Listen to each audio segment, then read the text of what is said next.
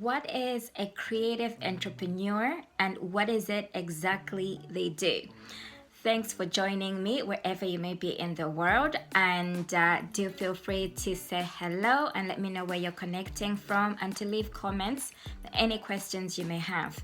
So today I wanted to touch a little bit on what creative entrepreneurship is, just in case you weren't too familiar or you're seeing the word popping up but you don't know exactly what people do. My name is Chico and I'm connecting from the UK, and I mainly focus on lifestyle, digital nomad and creative entrepreneurship topics because that's been my lifestyle so far.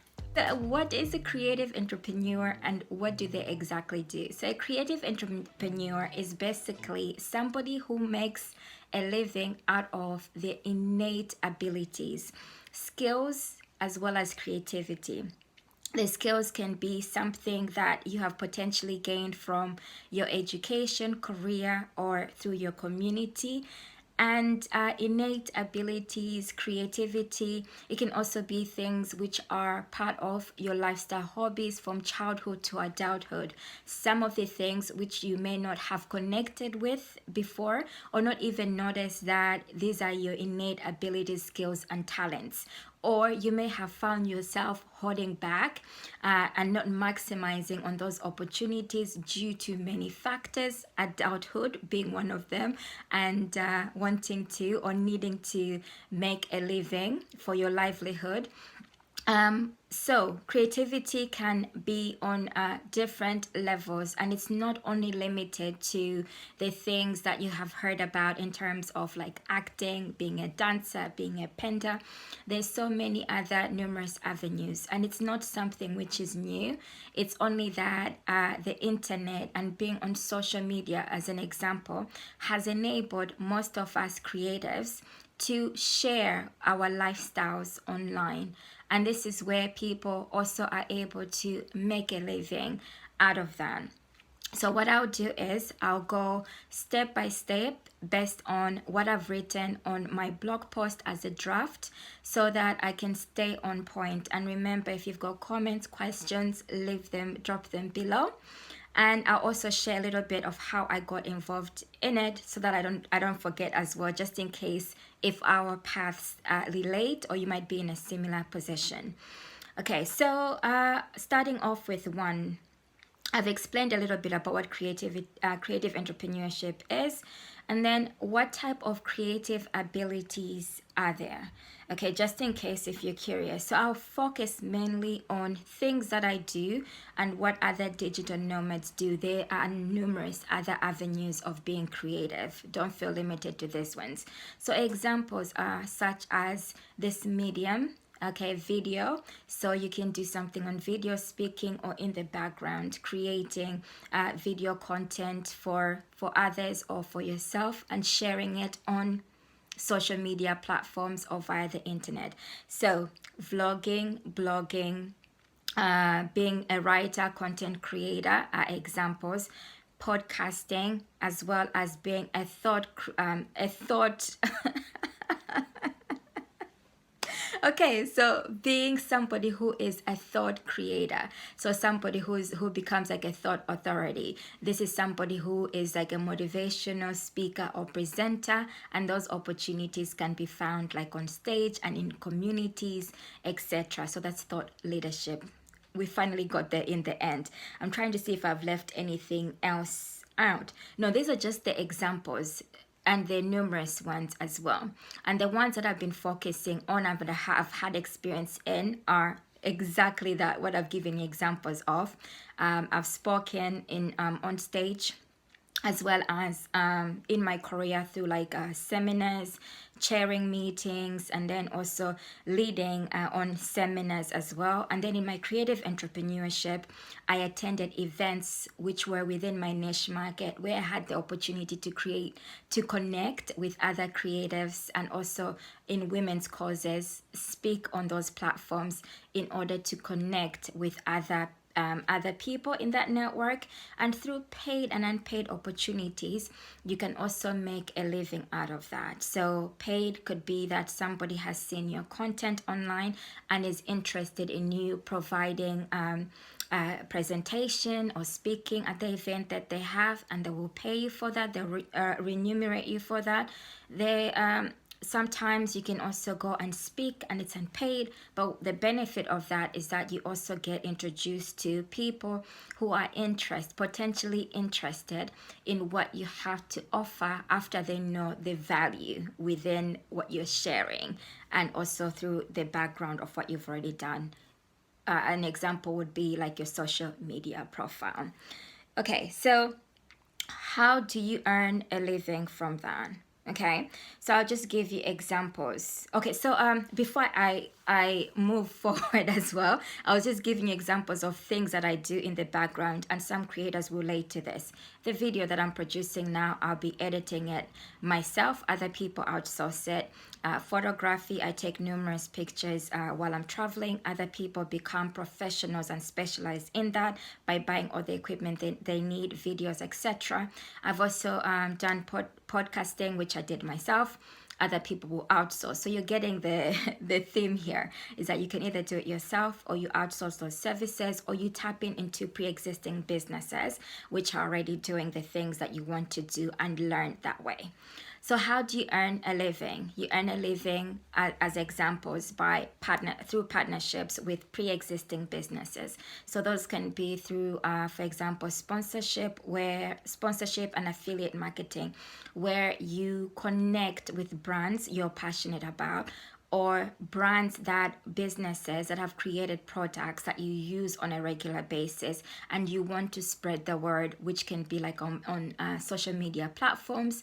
And affiliate marketing is tapping into educational resources and products that have already been created as well, that you share out to people who are within your community that connect with the social value or good cause that you are promoting. And this is how you eventually get paid. Not all of them are guaranteed and are immediate, but these are just sources of income streams.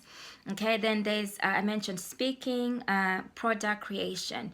Once you've gained the benefits of learning about creative entrepreneurship, taking action on what you already know, and then you feel confident to create something of your own, then you can start creating your own physical or digital products. I normally veer towards digital products because they're easier to promote online, easily accessible, and an easier means to not have to be responsible for physical products, but you can determine what is much easier for you. And it's also easier to earn passive income online. Excuse me. I think those are spraying allergies, hay fever. If you get it, that's me. Continuously. Yes, a sneezing will never be the same either with things that are going on at the moment. Okay, so yeah, so you can earn passive income online. It makes it easier. And freelancing and contracting. Freelancing and contracting, you have your portfolio of the skills that you have learned in your career or independent ones, and you show it to other people. Business owners, provide a service based on your skills and your abilities and help them through their processes and systems. Or you take on creative freelancing and contracting opportunities online and in different formats in IT. They can be like in IT, coaching, as well as teaching. A variety of opportunities. So now more than ever, a lot of businesses, including small business owners, are shifting, pivoting their businesses to provide more services online. So you may find that you will see more opportunities, and there've always been opportunities out there, but it's just really continuously searching for the right opportunity and never giving up. So there will be a lot more going through digital means because of the changes that have happened recently with the pandemic, forcing businesses to close unexpectedly. You may also see that as an opportunity in how you can help a business transfer from being physical to digital, especially if you've got pre-existing creative skills that you know can add value to a small business owner, as an example. So I hope this is all making sense. Do feel free to post questions below. Okay, so is it fun, easy, and glamorous as it's made out to be? Yes and no, potentially.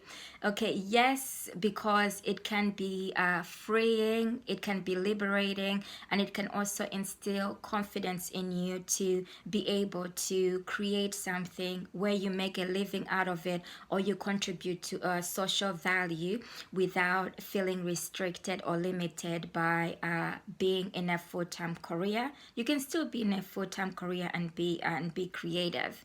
The no section or bit is about how glamorous it can be presented, and that it's easy and it's instantaneous. That is not 100% an accurate reflection, because everything in life takes work, effort, and consistency in the background. So that is learning, creating, falling forward, learning many lessons before you can become successful. Yes, there will be people who can instantly gain the Insta fame, but it's about how long do you want that Insta fame to last, because those moments and trends can be passing and fleeting. And if you're looking for something long term, it's always thinking about focusing solely on creating and refining your skills, and then you will see the value eventually without any expectations from it.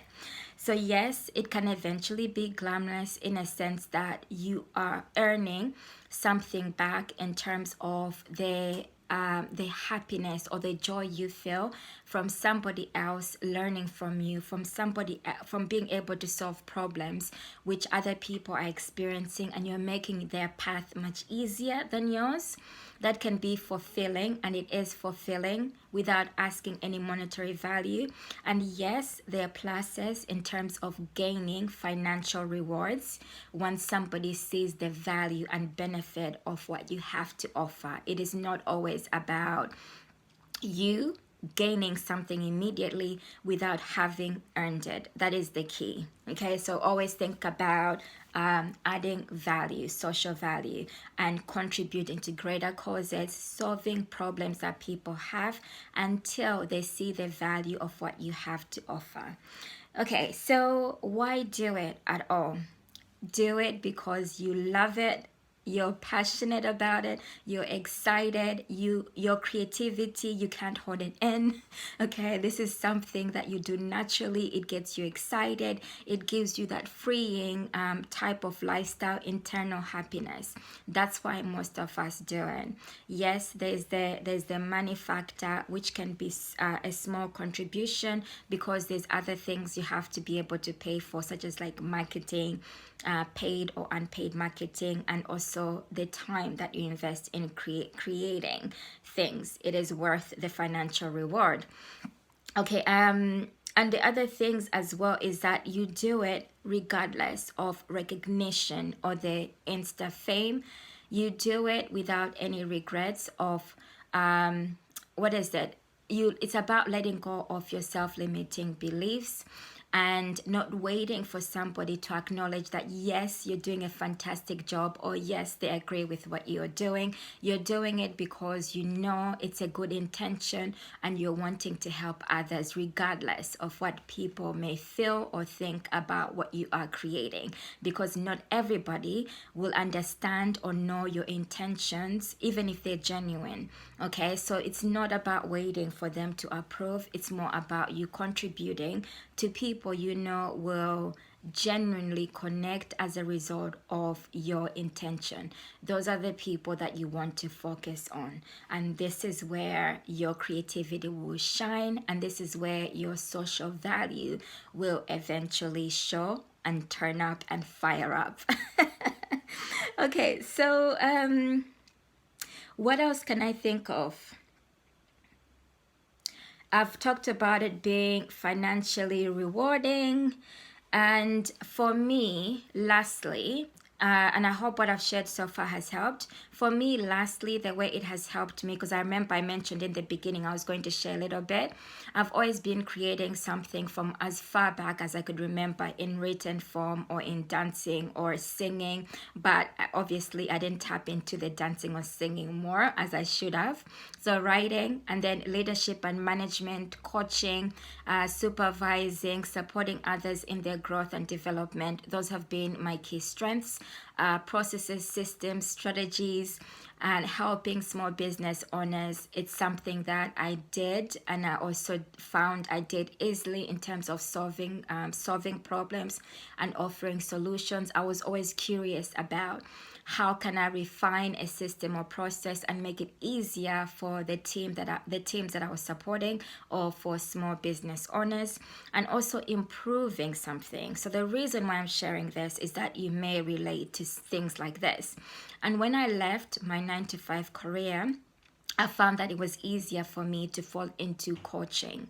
Okay, coaching, because it linked to my previous role of leadership and management in helping people in solving problems and issues. And I did that for 2 years on a consistent basis, as well as learning sales, which I feared, but it's something that is an art and a skill in itself, in order to be able to connect with people who you want to be able to support and help within your niche market.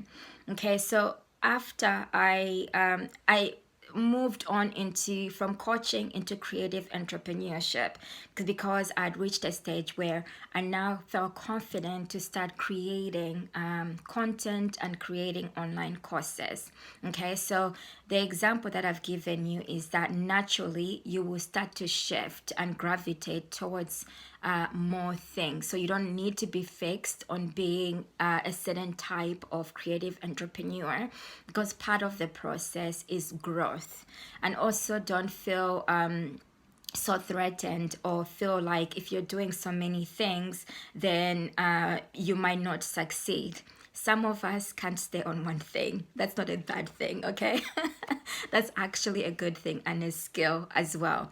As long as you're able to see through the experiments or the ventures that you're going through, then there's nothing wrong with that. And you will find that most entrepreneurs have so many things that they're focused on, businesses, products, creating so many things. But first of all, when you start, it's always useful to start from something that's narrower, and then it will expand naturally as you gain confidence and grow within yourself. I will leave it here for today. And thank you for connecting with me. And I hope what I've shared today has been of value. And I look forward to connecting with you. Be fearless in everything that you do. This is where your talent lies.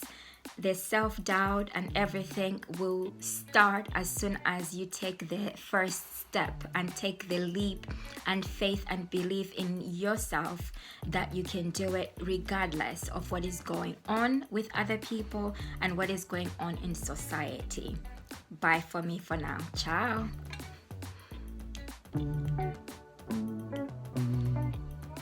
Okay, so we haven't paused. Remember to hit that subscribe button.